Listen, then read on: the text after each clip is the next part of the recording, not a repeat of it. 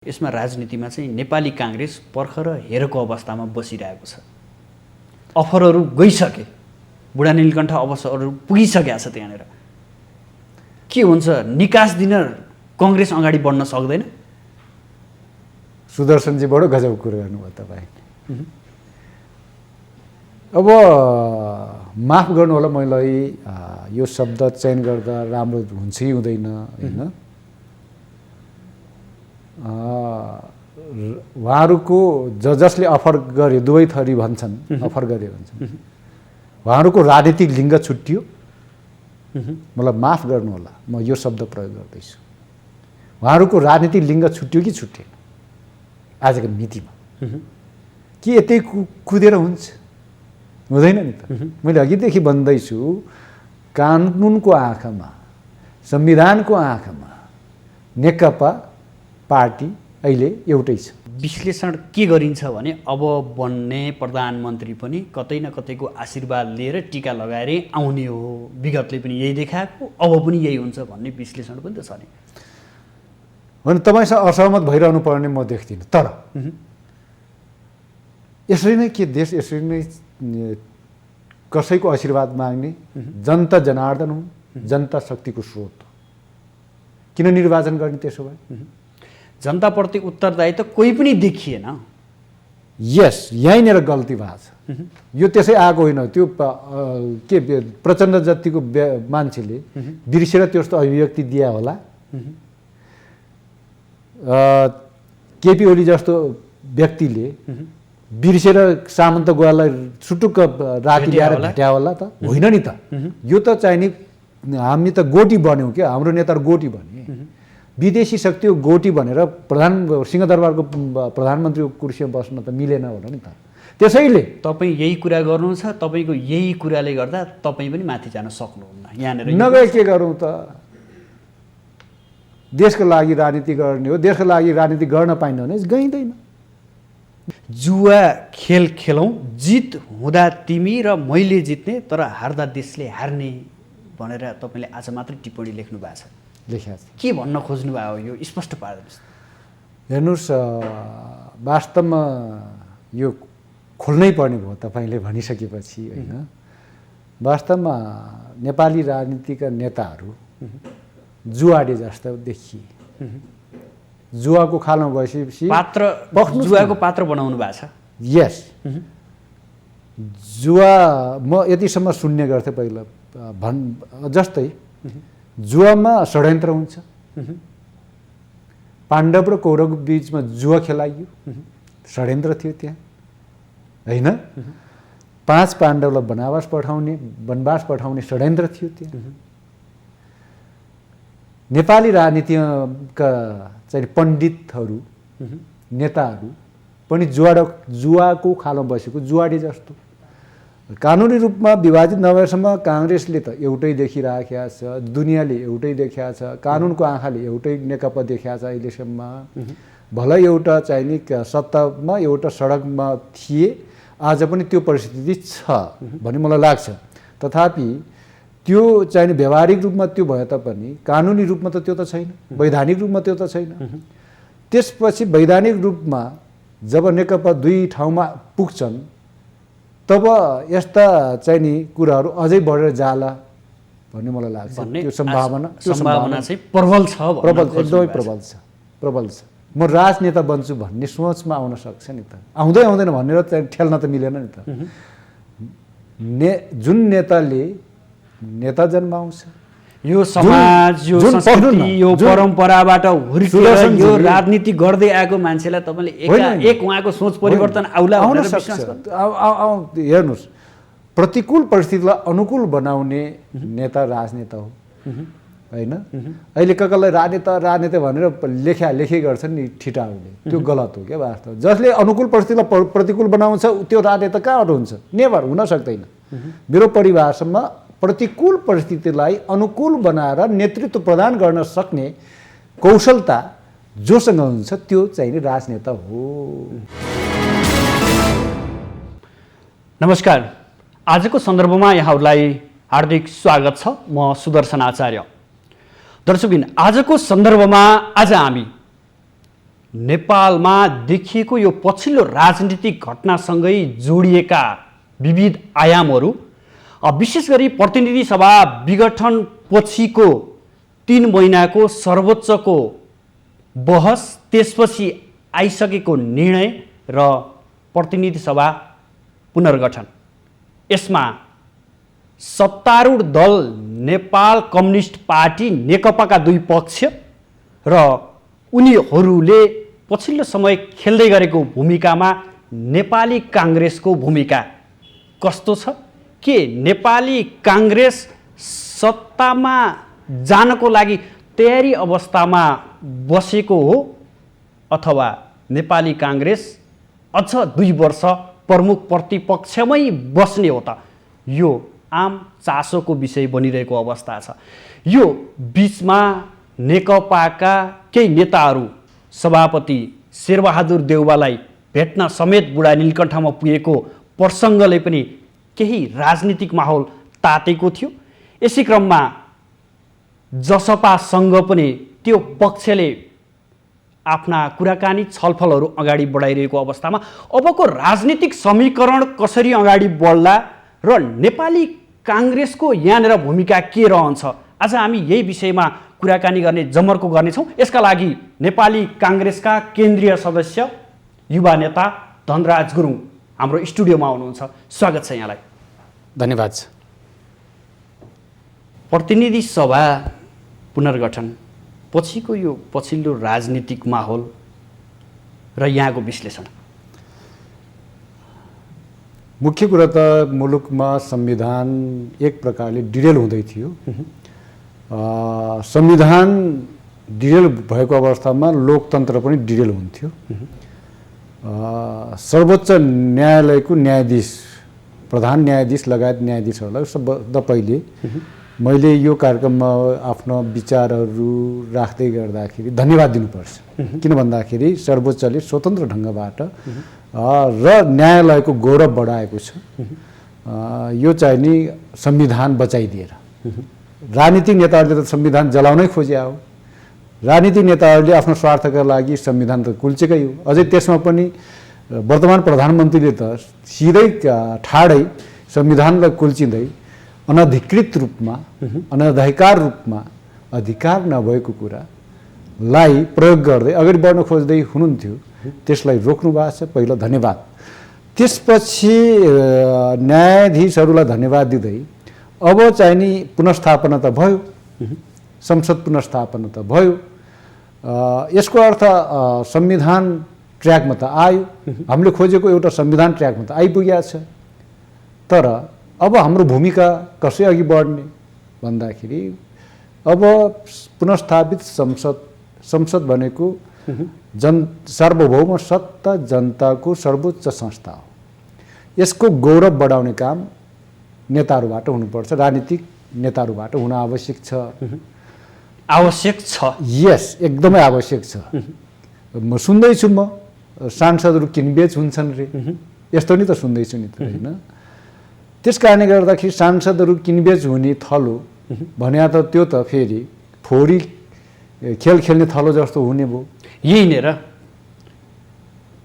तपाईँलाई पनि राम्रोसँग जानकारी छ। यस्ता माहौलका बेलामा सांसदहरू किनबेच हुने खेल हुँदैछ भन्नुभयो तपाईँले।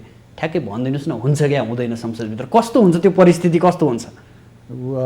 हेर्नुहोस्, अहिले पनि देखिन्छ पावर ओरिएन्टेड केही मानवजीहरू, कहिले ओली पक्ष, कहिले प्रचण्ड नेपाल पक्षतिर दौडिरहेको त त्यसलाई म चाहिँ नि ऱ्याट रेस भन्छु।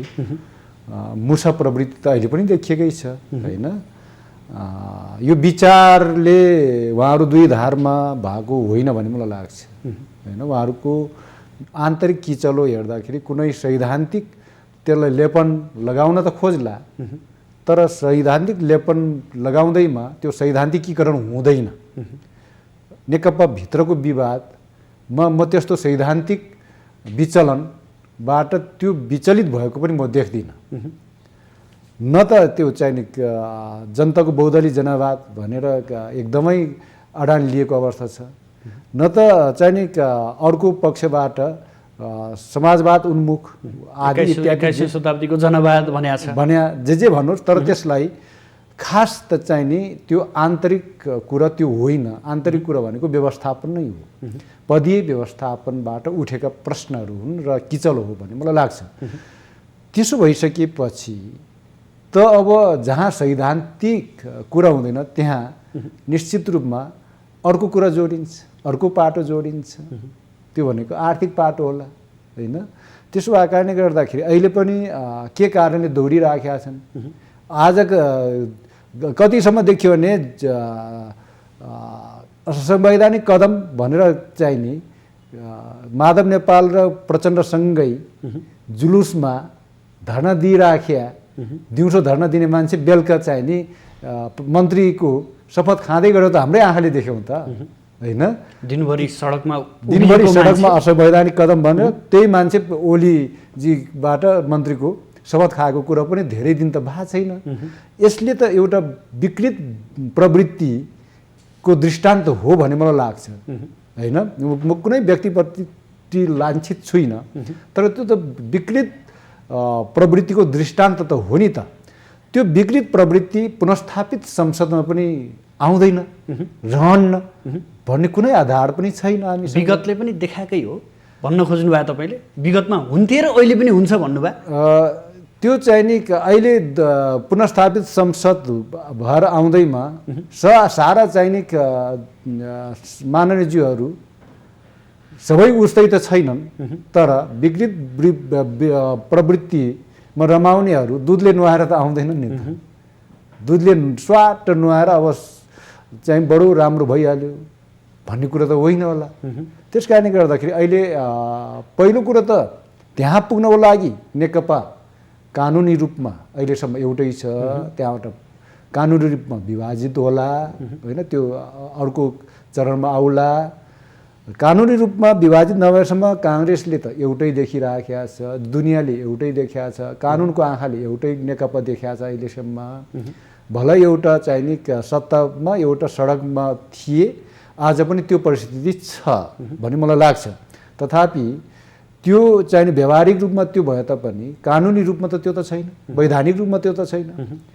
त्यसपछि वैधानिक रूपमा जब नेकपा दुई ठाउँमा पुग्छन् तब यस्ता चाहिँ नि कुराहरू अझै बढेर जाला भन्ने मलाई लाग्छ। त्यो सम्भावना चाहिँ प्रबल छ, एकदमै प्रबल छ। के देख्नुहुन्छ अबको संसद बैठकमा माहौल कस्तो होला, समीकरण कस्तो होला, यहाँलाई के लाग्छ?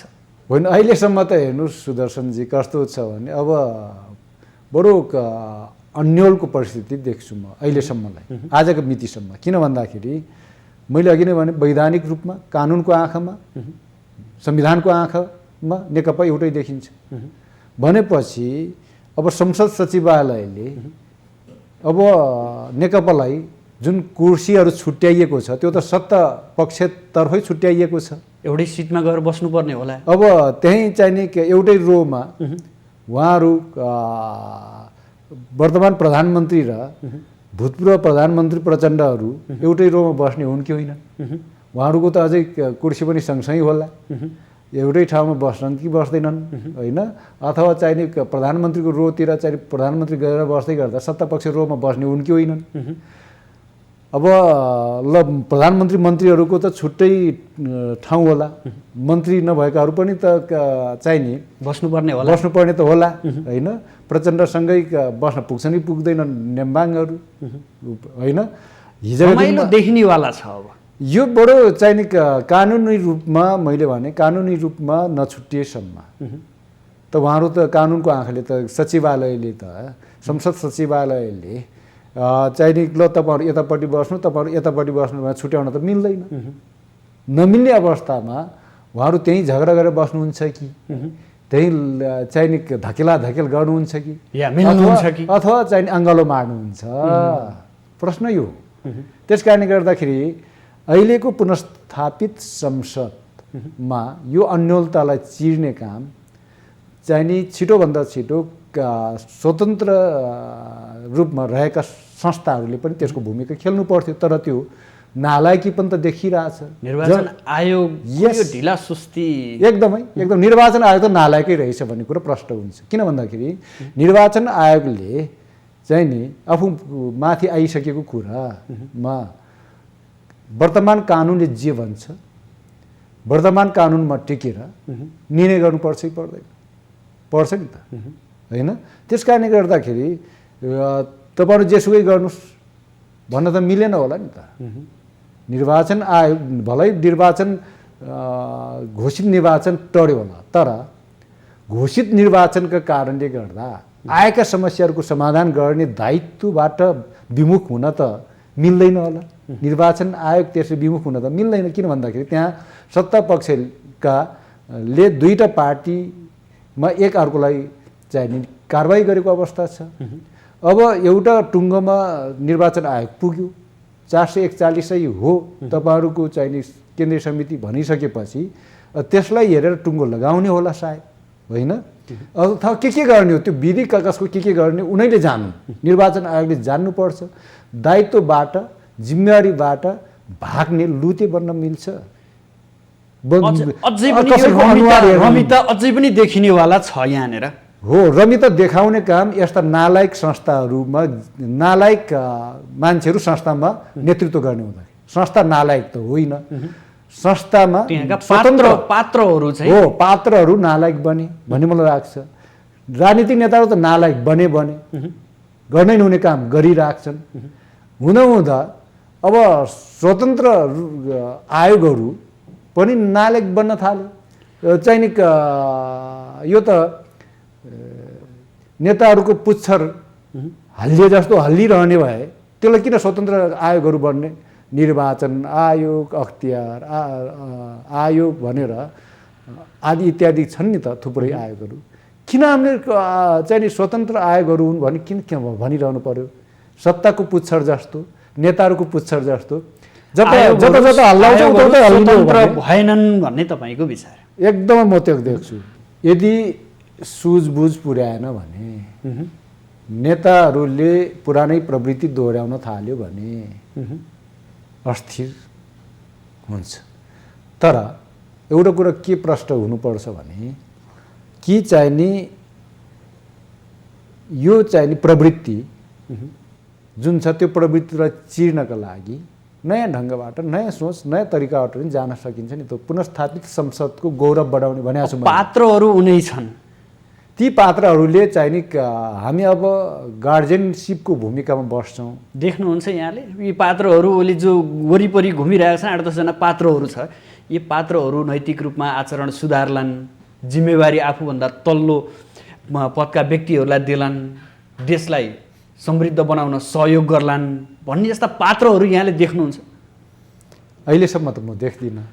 उसो भए कहाँबाट आउँछ? तपाईँले भने होइन, यस्तो हुन्छ के हुन्छ भन्दाखेरि आजको मितिसम्म पो छैन त।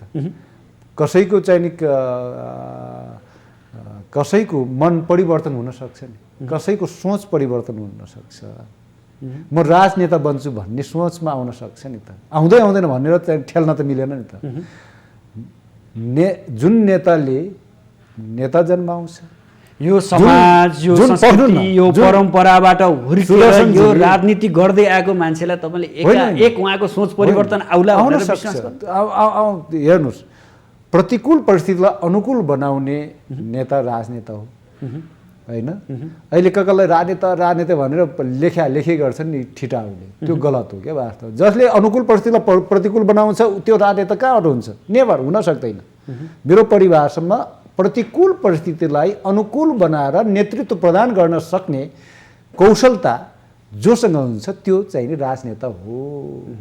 तर अहिले सामाजिक सञ्जालहरूमा हामी राजनेता भनेर लेख्या देख्छौँ नि, नेभर। झन् अनुकूल परिस्थितिलाई प्रतिकूल बनाएका नेताहरू कसरी राजनेता हुन्छ? त्यसैले म त देख्दिनँ नेपालमा अहिलेको वर्तमान परिस्थितिमा वर्तमानमा देखिएका पात्रहरूमा त्यस्तो राजनेता हुने त्यस्तो चाहिँ नि करिस्मेटिक चाहिँ नि क्षमता होइन, क्वालिटी त्यो त म देख्दिनँ त।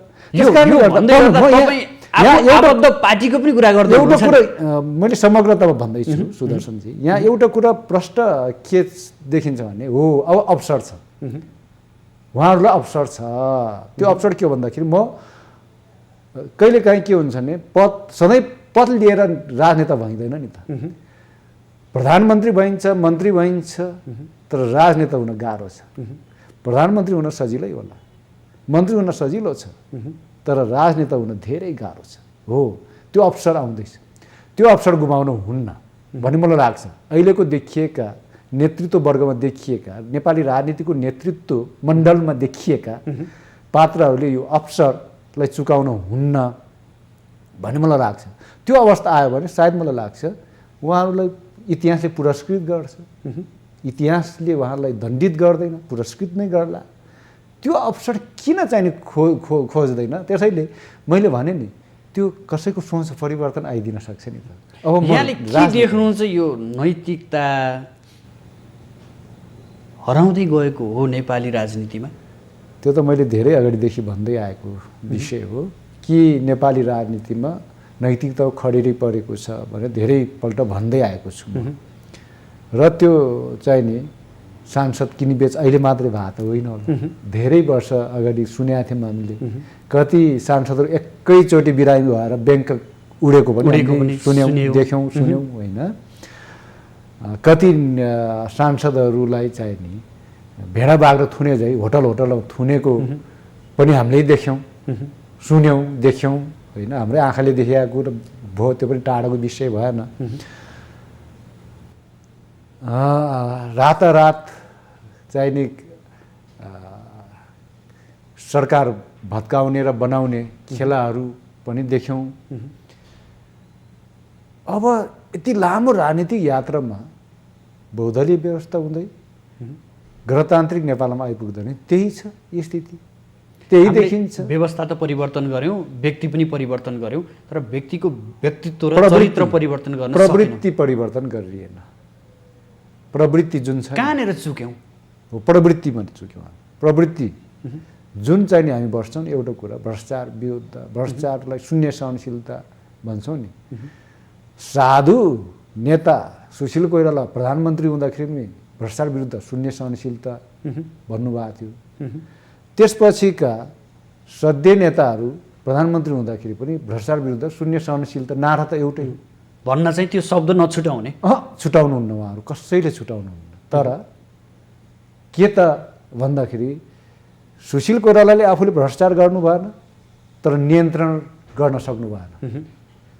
म स्वर्गीय सुशील कोइरालालाई प्रहार गरिराखेका छुइनँ, तर यथार्थ कुरो के हो भन्दाखेरि भन्नै पर्छ, सद्य सुशील कोइरालाले आफूले भ्रष्टाचार गर्नु भएन, त्यो दुनियाँलाई थाहा छ, तर भ्रष्टाचार नियन्त्रण गर्न सक्नु भएन, भ्रष्टाचारलाई ठिक ढङ्गबाट दण्डित गराउन सक्नु भएन। त्यो कुरो त बाँकी नै रह्यो। त्यसपछि प्रधानमन्त्री भएका अथवा सुशील कोइरालाभन्दा अगाडि पछाडि प्रधानमन्त्री भएकाहरूको कुरै नगरौँ होइन।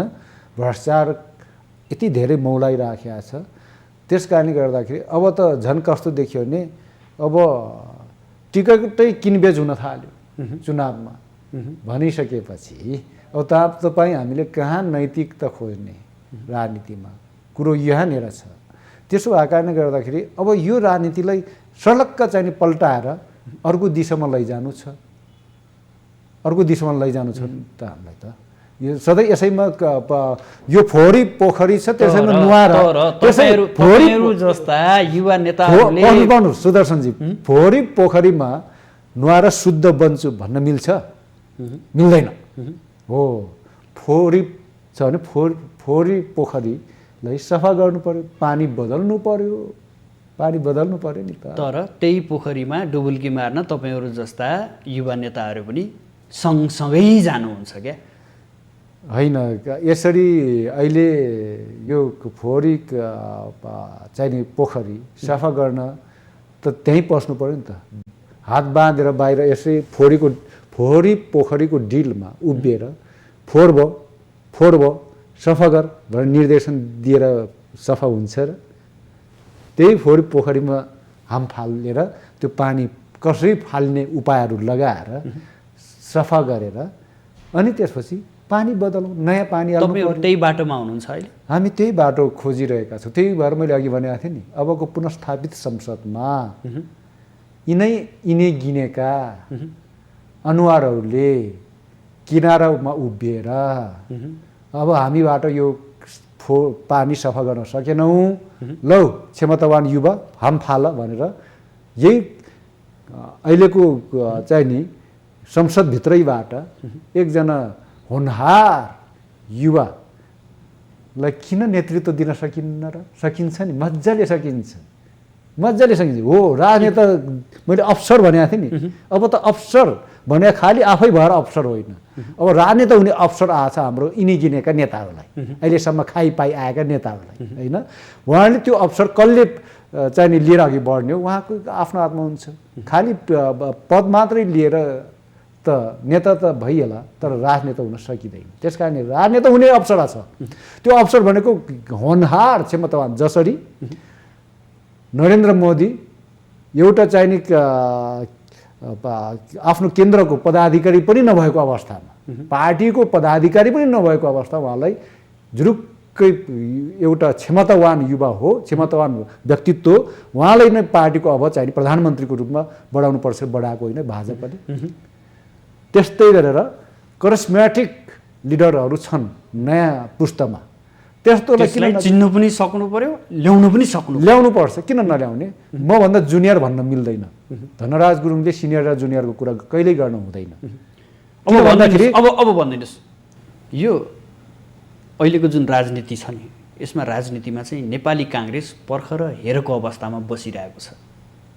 अफरहरू गइसके, बुढा नीलकण्ठ अवसरहरू पुगिसकेका छ। त्यहाँनिर के हुन्छ? निकास दिन कङ्ग्रेस अगाडि बढ्न सक्दैन?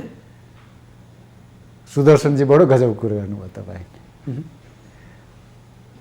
अब माफ गर्नु होला, मलाई यो शब्द चयन गर्दा राम्रो हुन्छ कि हुँदैन होइन। उहाँहरूको जसले अफर गर्यो, दुवै थरी भन्छन्, अफर गर्यो भन्छन्, उहाँहरूको राजनीतिक लिङ्ग छुट्टियो। मलाई माफ गर्नु होला, म यो शब्द प्रयोग गर्दैछु। उहाँहरूको राजनीतिक लिङ्ग छुट्टियो कि छुट्टिएन आजको मितिमा? कि यतै कुदेर हुन्छ? हुँदैन नि त। मैले अघिदेखि भन्दैछु, कानुनको आँखामा, संविधानको आँखामा नेकपा पार्टी अहिले एउटै छ भनिसकेपछि अब चाहिँ नि दुवै थरीले त्यो समस्या पहिलो समाधानको खोजी गर्नुपर्छ आफूभित्रैबाट। आफूभित्रैबाट त्यो समस्याको समाधानको खोजी गरिसकेपछि मात्रै नेपाली काङ्ग्रेस भन्नुहोस् अथवा अन्य पार्टी जसपा भन्नुहोस् के भन्नुपर्ने हो, त्यहाँ देउसी भैलो कगरले खेल्नुपर्ने खेले हुन्छ। तर त्यो प्रवृत्ति गलत हो भन्ने मलाई लाग्छ। त्यो पनि गलत हो। तपाईँले काङ्ग्रेस पदाधिकारी बैठकले गरेको निर्णयको आवाज बोल्दै हुनुहुन्छ।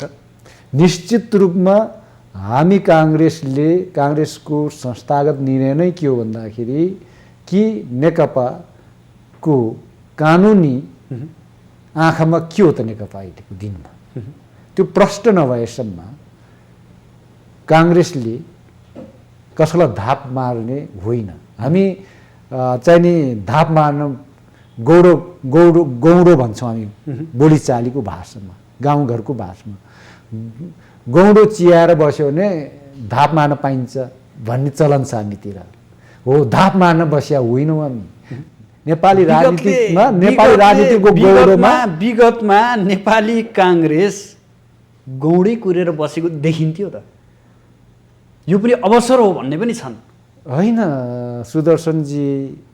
चाहिँ नि मैले यत्रो कुरा भने कि राजनीतिमा स्वार्थलाई अवसर मान्नु हुँदैन। आफ्नो व्यक्तिगत स्वार्थ र पार्टीगत स्वार्थभन्दा प्रधान विषय भनेको समग्र देशको स्वार्थ, नेपाली जनताको स्वार्थ, 3 करोड नेपाली जनताको स्वार्थ प्रधान हो भन्ने मलाई लाग्छ। त्यस कारणले गर्दाखेरि अहिले हामीले नेपाली राजनीतिको गौडोमा बसेर काङ्ग्रेसले धाप मार्नलाई, हात्तीलाई धाप मार्न भनेर बस्नुभन्दा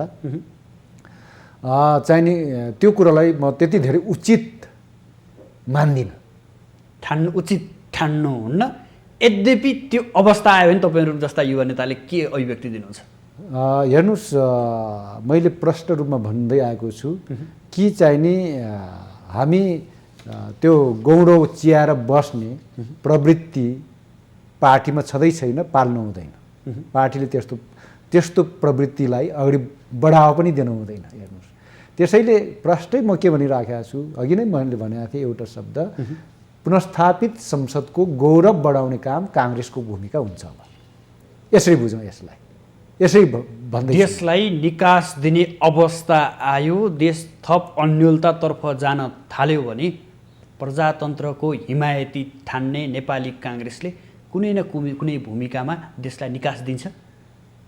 निकास अर्थात् अनिर्णयको बन्दी संसद बन्न सक्दैन। अहिले अनिर्णयको बन्दी, अन्योलताको बन्दी संसद बन्न खोज्दैछ। किन? नेकपाको कानुनी अडचनका कारणले, होइन, प्रष्ट रूपमा भन्नु पर्यो।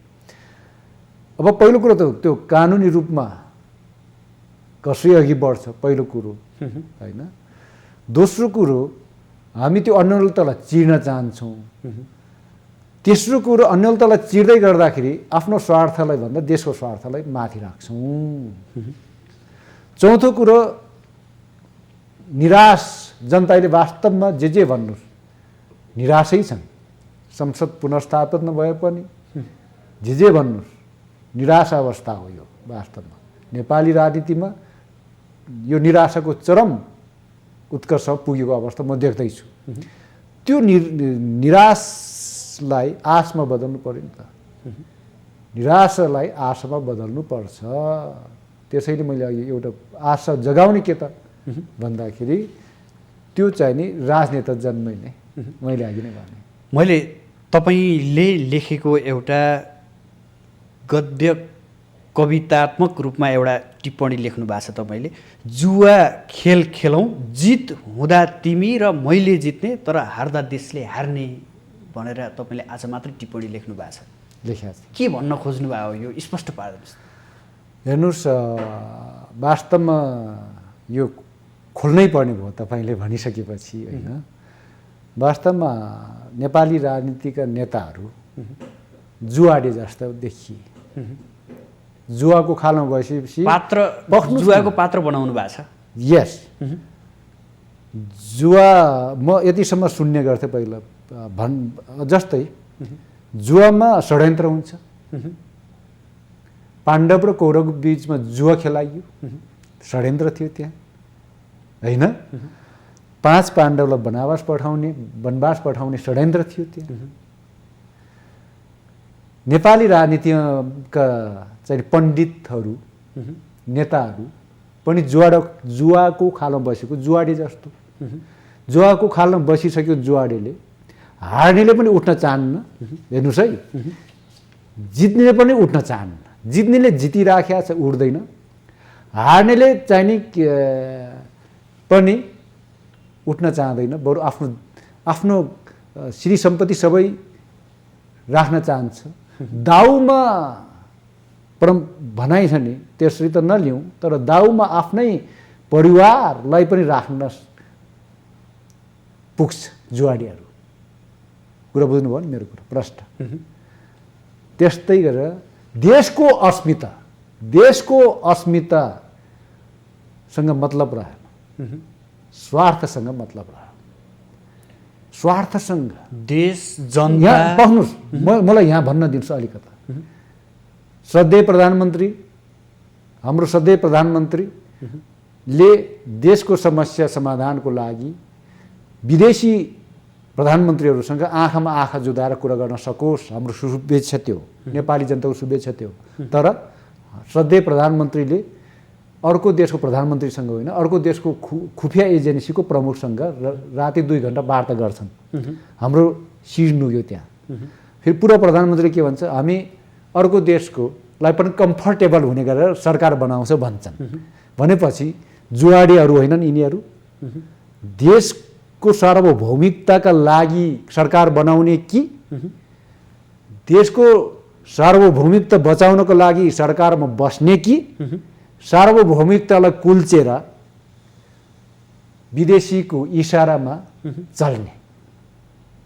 ठ्याक्कै मैले त्यहीँ तल पनि लेखेको छु कि सिक्किमलाई पनि जोडेको छु। त्यही सिक्किमको प्रसङ्ग पनि यहाँनिर प्रसङ्ग उठाउनु जोडेको छु मैले, त्यही भएर भुटानको कुरा पनि छ त्यहाँनिर समग्र सिक्किमको कुरा विशेष जोडेको छु मैले कि चाहिँ नि आखिरमा सिक्किम देशले हार्यो, सिक्किमी जनताले हार्यो, तर लेन्डुपले त जित्यो भनेर लेखेको छु सायद मैले, होइन हो। त्यस्तै गरेर यहाँका लेन्डुपहरू प्रवृत्तिले जित्ला, तर देशले हार्ने दिन नजिकै म देख्छु। यही प्रवृत्ति रह्यो भने, यही प्रवृत्तिको सेरोफेरोमा हामी घुमिरह्यौँ भने लेन्डुप प्रवृत्तिले जित्ला, तर देशले हार्छ, जनताले हार्छ। त्यो अवस्था नआओस् भनेर मैले सजग गराउन खोजेँ। प्रसङ्ग निकाल्नुभयो तपाईँले, प्रसङ्ग निकालेको पात्र प्रचण्ड, उहाँले के भन्नुभएको छ भने काङ्ग्रेस, जनता समाजवादी र हामी पक्ष मिलेर सत्ता समीकरण गऱ्यौँ भने भारतलाई पनि सहज हुन्छ भनेर अभिव्यक्ति दिनुभएको छ। यही अभिव्यक्तिको पेरिफेरीमा यो तपाईँको शब्द आएको हो? मैले त्यो सुनेको छु, त्यो सुने, सबै सुने, युट्युबमै सुने कि प्रचण्डजीले के भन्ने रहेछ भने प्रचण्डजीले काङ्ग्रेस, जसपा र हाम्रो पक्ष मिलेर सरकार बनाएपछि छिमेकी राष्ट्र भारतलाई पनि कम्फर्टेबल हुन्छ, चीनलाई पनि कम्फर्टेबल हुन्छ, अझ अनि थप्या छन् पछि फेरि अझ भारतलाई विशेष गरेर कम्फर्टेबल हुने अवस्था आउँछ भनेर भनेको छ। चीन पनि जोड्नु भएको छ, होइन? मैले यही कुरो हिजो सुने। म चाहिँ नि राष्ट्रियताका सवालमा, राष्ट्रवादका सवालमा, सार्वभौमिकताका सवालमा, राष्ट्रिय अखण्डताका सवालमा कुनै नेताको अनुहार हेर्न चाहन्न, अनुहार हेरेर व्याख्या गर्ने। मैले अघि नै भनेको थिएँ, खुफिया एजेन्सीको प्रमुख भनेको सामन्त गोयल। सामन्त मेरो देशको प्रधानमन्त्रीले अर्को देशको प्रधानमन्त्रीसँग सिधा नजर जुदाएर कुरा गरोस्, हरेक नेपाली त्यो चाहन्छ। तर यही देशको वर्तमान प्रधानमन्त्रीले रातारात 2-2 घन्टासम्म खुफिया एजेन्सी सामन्त गोयलसँग चाहिँ नि वार्ता गर्नु, त्यो पनि राष्ट्रघात थियो मेरो दृष्टिकोणमा। र हिजो मात्रै प्रचण्डजीले चाहिँ नि काङ्ग्रेसलाई समेत मुछेर काङ्ग्रेस, जसपा र हाम्रो पक्ष मिलेर सरकार बनाएपछि भारतलाई पनि कम्फर्टेबल, चीनलाई पनि कम्फर्टेबल र भारतलाई अझ कम्फर्टेबल हुन्छ भन्ने, त्यो पनि राष्ट्रघात हो। यस्तो राष्ट्रघात ती कुरामा काङ्ग्रेसलाई बुझ्न पाइँदैन, खबरदारी हामी गर्छौँ। तपाईँले यावत कुराहरू बताइरहनु भएको छ, तर विश्लेषण के गरिन्छ भने अब बन्ने प्रधानमन्त्री पनि कतै न कतैको आशीर्वाद लिएर टिका लगाएर आउने हो, विगतले पनि यही देखाएको, अब पनि यही हुन्छ भन्ने विश्लेषण पनि त छ नि। भने तपाईँसँग असहमत भइरहनु पर्ने म देख्दिनँ, तर यसरी नै के देश यसरी नै कसैको आशीर्वाद माग्ने? जनता जनार्दन हुन्, जनता शक्तिको स्रोत। किन निर्वाचन गर्ने त्यसो भए? जनताप्रति उत्तरदायित्व कोही पनि देखिएन। यस, यहीँनिर गल्ती भएको छ। यो त्यसै आएको होइन, त्यो के प्रचण्ड जतिको मान्छेले बिर्सेर त्यस्तो अभिव्यक्ति दिए होला। केपी ओली जस्तो व्यक्तिले बिर्सेर सामन्त गोयललाई सुटुक्क राति ल्याएर भेट्या होला त? होइन नि त। यो त चाहिँ नि हामी त गोटी बन्यौँ क्या, हाम्रो नेताहरू गोटी बने। विदेशी शक्ति गोटी भनेर सिंहदरबारको प्रधानमन्त्रीको कुर्सीमा बस्न त मिलेन होला नि त। त्यसैले तपाईँ यही कुरा गर्नु छ, तपाईँको यही कुराले गर्दा तपाईँ पनि माथि जान सक्नुहुन्न। यहाँनिर नगए के गरौँ त? देशको लागि राजनीति गर्ने हो, देशको लागि राजनीति गर्न पाइन्न भने गइँदैन, गइँदैन बाबु। नगए पनि ठिक छ, ठिक छ, ठिक छ। एकदमै खुसी हुन्छु म त्यो बेलामा, किनभने म स्वाभिमान नेपाली भएर त बाँच्न पाउँछु नि त। नेपाल आमालाई गद्दार गरेर पद चाहिँदैन, पद प्राप्ति गर्न हुँदैन। तपाईँले नेतृत्वलाई पनि चुनौती दिनुभएको छ। के भन्नुभएको छ भने पदका लागि नेतृत्वले लुचाचुडी गरे महाभुल हुनेछ भन्नुभएको छ। हो, भनिहाल्छु छु। के हुन्छ, के गर्नुहुन्छ? त्योभन्दा महाभुल के हुन्छ त? पदकै लागि लडिरहने, पदकै लागि लुचाचुडी गरिरहने हो त हामीले। त्यो चाहिँ नि पदभन्दा माथि उठ्नुपर्छ। मैले अघि नै भने नि, राजनेता भने बारम्बार भनिराखेको छु, पदका लागि कुद्ने भन्दा चाहिँ नि हामीले अहिलेको परिस्थितिलाई विदेशी शक्ति मुक्त बनाएर लैजानु पर्यो हाम्रो नेपाली राजनीतिलाई, होइन? त्यस कारणले गर्दाखेरि अरूको आशीर्वाद होइन, जनताको आशीर्वाद, नेपाली जनताको आशीर्वाद लिएर देशको नेतृत्व गर्छु पो भन्नु पर्यो त।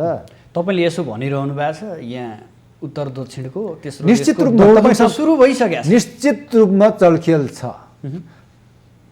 म्याक्रो म्यानेजमेन्ट मात्र होइन, माइक्रो म्यानेजमेन्ट गर्न चाहन्छन् दुईटै देश। दुईटा देश मात्र होइन, धेरै टाढाका देशहरू पनि आइसके नेपाल। र हाम्रो असक्षमताका कारणले, हाम्रो नेतृत्वको असक्षमताका कारणले नेपाल विदेशीहरूको क्रीडास्थल बन्न थालिसक्यो। यो कुरा त हाम्रै आँखा अगाडि छँदैछ त, सबैले देखेकै हो त, देखिरहेछ त। इतिहासदेखि वर्तमानसम्म सबै चाहिँ नि उत्तर दक्षिणबाट खेला त भइराखेकै छ। हाम्रो चाहिँ नि असक्षमताका कारणले क्षमतावान मान्छेलाई टिक्नै दिँदैन। बिपीलाई टिक्न दियो, बिपीलाई टिक्नै दिएन त। यहाँ बिपीले 18 महिनामा के गर्नु भएन, सारा त्यति तत्कालीन अवस्थालाई हेर्नु धेरै कुरा गर्नुभएको थियो, तर टिक्न दिएन नि त। 18 महिनामा फालिदियो होइन। क्षमतावान मान्छेलाई र चाहिँ नि राष्ट्रवादी नेतालाई टिक्न त गाह्रै छ, तर बरु नहुन केही नबनौँला, तर अरूको विदेशीको आशीर्वाद लिएर नेपालको राजनीति गर्नु अपराध हो। फेरि उदाहरणका लागि मानिलिउँ, तपाईँ जस्ता व्यक्तिहरू जो विदेशीबाट नेपालको राजनीति चल्नुहुन्न, हामी चल्नुहुन्न भन्ने मान्छे प्रधानमन्त्री हुनुभयो अरे मानिलिउँ, कति दिन टिक्ने सम्भावना रहन्छ? हालत चाहिँ बिपीकै जस्तो हुन्छ भन्ने मलाई लाग्छ। टिक्न सकिँदैन। बिपीको जस्तै हालत हुन्छ। यहाँ किन यो एकदम सरकारहरू परिवर्तनको खेल भइरहन्छ भन्दा यो विदेशी शक्तिको चलखेलले हो। भू राजनीति भन्छौँ नि हामी कमजोरी छौँ भन्ने लाग्दैन? हामीभित्र पनि कमजोरी छ। त्यही म भन्दैछु। अरूलाई गाली गर्दै गर्दा उसलाई मात्र गाली गरिरहेको छुइनँ मैले अघि नै भनेको छु। हाम्रो जुन प्रवृत्ति छ नि, आशीर्वाद थाप्ने प्रवृत्ति होइन, थाप्ने प्रवृत्ति पनि छ नि त, र खेल्ने प्रवृत्ति, दुई देशसँग खेल्ने प्रवृत्ति, कार्ड फाल्ने प्रवृत्ति छ, त्यो पनि गलत हो भन्ने मलाई लाग्छ। र अर्को कुरा के भन्दा हामी चाहिँ नि अर्कोको मुख ताकेर बस्ने प्रवृत्ति, हामी आर्थिक रूपमा समृद्ध हुँदै अनि त्यसपछि सामरिक रूपमा पनि सक्षम बन्यौँ भने त्यसपछि बल्ल ठिक ठाउँमा आउँछ भन्ने मलाई लाग्छ नेपालको राजनीति। जस्तै उदाहरणको लागि, भलै राजनीतिक दृष्टिकोणमा म असहमत छु, उत्तर कोरियाको राजनीतिक सिस्टमसँग म असहमत, एकदम असहमत होइन। बोल्नै नपाइने, टेलिभिजन हेर्नै नपाइने, एउटा च्यानलभन्दा अर्को च्यानल देख्नै नपाइने, यो चाहिँ अहिलेको आधुनिकीकरणको चाहिँ आइटी सिस्टममा जानै नपाइने, त्यस्तो देशको सिस्टमसँग एकदमै चाहिँ नि असहमत। तर एउटा कुरामा त के हो भन्दाखेरि उनको सबल एउटा पक्ष, बाहिर देखिएको एउटा पक्ष के भन्दाखेरि सामरिक रूपमा सबल। उत्तर कोरिया भौगोलिक रूपमा नेपालभन्दा सानो छ, 2 स्टेप सानो छ भौगोलिक रूपमा। हामी 95औं स्थानमा छ भने उत्तर कोरिया 97औं स्थानमा छ। भनिसकेपछि हामीभन्दा भौगोलिक रूपमा सानो देश भएर पनि उनले अहिले चीन के अरे अमेरिका जस्तो देशलाई पनि त थर्काइराखेको छ नि, पड्काइदिउँ, मिसाइल पड्काइदिउँ भनिराखेको छ नि। स्वाभिमान चाहिँ उसले कायम राखेको छ। सामरिक रूपमा सक्षम भएको कारणले हो कि होइन? यो हो। त्यस्तै नेपाल पनि सामरिक रूपमा सक्षम हुनको लागि पहिला आर्थिक रूपमा सक्षम हुनुपर्छ। आर्थिक रूपमा सक्षम नहुने भने अघि नै व्याख्या गरिसकेँ मैले, भ्रष्टाचारका कारणले गर्दा नेताहरू सबै भ्रष्टाचारमा लिप्त छन् होइन। त्यस कारणले गर्दाखेरि यो चाहिँ नि सामरिक रूपमा सक्षम हुनलाई पहिला आर्थिक रूपमा सक्षम हुनु पर्यो। आर्थिक रूपमा देशलाई सक्षम बनाउन लागि भ्रष्टाचारको अन्त्य गर्नु पर्यो। हो, यो कुरालाई ट्याक मिलाउन सक्यौँ भने 10 वर्षमा हामी देश बन्छ र चाहिँ नि त्यसपछि देश चाहिँ नि विदेशीको चलखेलबाट पनि मुक्त हुन्छ अनि खबरदारी पनि गर्न सक्छौँ। जस्तै उदाहरणका लागि हामी त्यो उत्तर कोरियाको जस्तै सामरिक रूपमा हामी सक्षम आजको मितिमा भएको भए चुच्चे नक्सा बनाउने, सर्वसम्मत रूपमा पारित गर्ने, तर चुच्चे नक्साको कार्यान्वयन गर्न नसक्ने त हो नि त हामी। आजको मितिमा त्यो हो कि होइन सुदर्शनजी? हामी सबैले चुच्चे नक्सा निकालौँ भन्यौँ, सबैले भन्यौँ निकाल्नु पर्थ्यो, निकाल्यौँ, तर चुच्चे नक्सा त बनायौँ।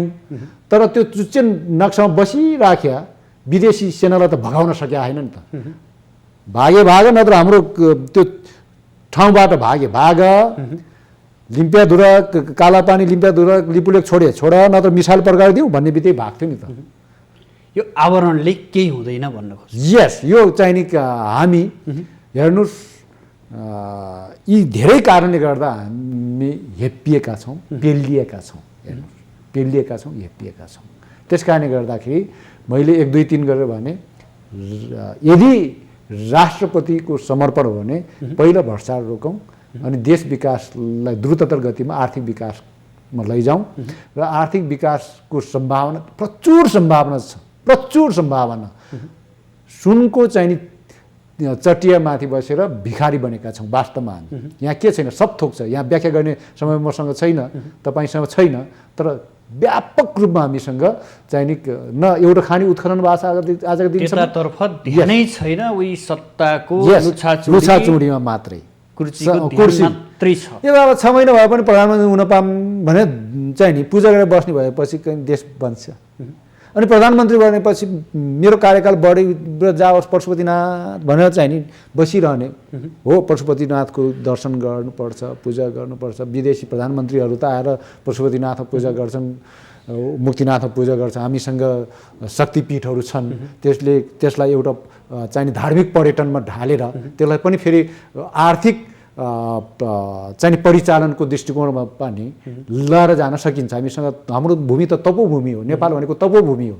तपोभूमिलाई हामीले पर्यटन भूमिमा रूपान्तरित, धार्मिक पर्यटन, अझै पर्यटन मात्र धार्मिक पर्यटनमा रूपान्तरित गर्ने ठुलो सम्भावना त्यता पनि छ भने हामी त भएर पनि नजाने। खालि तपाईँले भने जस्तो सुदर्शनजीले भने जस्तो, तपाईँले भने जस्तो हामी कहाँ मात्रै हाम्रो आँखा कहाँ कुर्सीमा, बिहान उठ्यो कुर्सीमा, बेलुकासम्म कुर्सीकै कुरा, अनि सपनामा पनि कुर्सी नै देख्ने सरमा पनि, फेरि उठ्यो फेरि कुर्सीकै लागि। यो बियो बिनाको दाई हो यो, ठ्याक्कै त्यस्तै छ, त्यस्तै छ। अब हामी अन्ततिर छौँ। नेपाली काङ्ग्रेसको महाधिवेशन भदौमा गर्ने भनिएको छ। एकदम गर्छौँ। अब काङ्ग्रेसभित्र पनि उही कुराकानी छ, उही नेताहरू दोहोरिने सम्भावना छ। तपाईँहरूले एउटा 8 भाइ 10 भाइ 7 भाइ के भनेर बेला बेलामा यसो झस्क्याए जस्तो गर्नुहुन्छ, तर फलदायी काम तपाईँबाट पनि भएको छैन भन्ने विश्लेषण गरिन्छ।